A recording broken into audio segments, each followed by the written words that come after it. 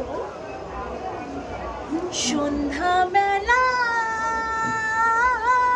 তুমি আমি বসে আছি দুজনে, তুমি বলবে আমি শুনবো শুনবো তুমি বলবে।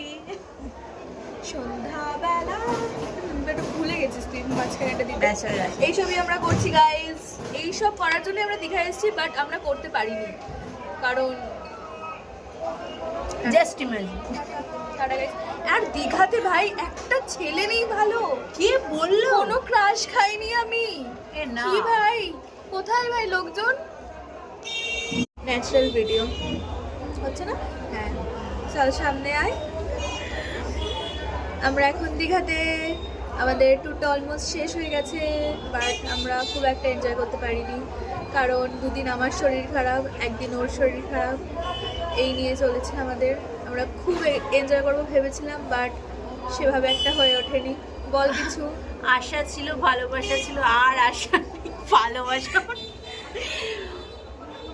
আমি এরকম সেজে আছি কারণ আমি একটু ঘুরতে গেছিলাম, আর ওর অনেকক্ষণ আগে ঘোরা হয়ে গেছে, তাই জন্য ওর জানি না আমাদের ভয়েস কতটা শোনা যাচ্ছে। আমরা এই ভিডিওটাই তো ঢাকা। হ্যাঁ ঠিক আছে, যাই হোক, যেটা বলছিলাম যে আমি এরকম সেজেছি কারণ আমি একটু ওল্ড দীঘায় গেছিলাম ফাইনালি, আর ও ওল্ড দীঘা থেকে ঘুরে চলে এসেছে 2:30-এর সময়। আর 2:30 ও মানে 3-4 2:30 থেকে ওয়েট করছি, তোর করছি না? বয়ফ্রেন্ড এরকম ওয়েট করবি না তুই দেখিস, তোর বয়ফ্রেন্ডও ওয়েট করবি। আজকে ওয়েট করেছি, কালও ওয়েট করেছি, দেখ। আর জন্য আমার জীবনে বয়ফ্রেন্ড নেই, সৌবর্ণ। দাঁড়া, একটা চুমু খাচ্ছিলাম। I love you baby. চ ঠিক আছে, চ চ।